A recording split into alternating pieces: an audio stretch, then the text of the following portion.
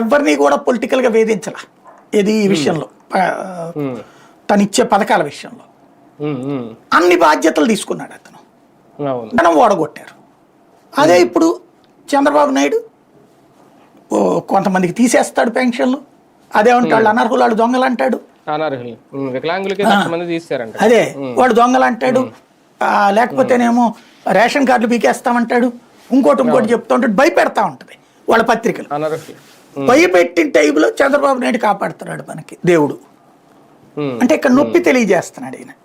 ఇప్పుడు ఈ ఏడాది అది ఇస్తారు, అదేది రైతులకి వేస్తారు కొన్నాళ్ళు పోయాక, అన్నదాత సుఖీభావ వేస్తారు, తర్వాత బస్సు పెడతారు.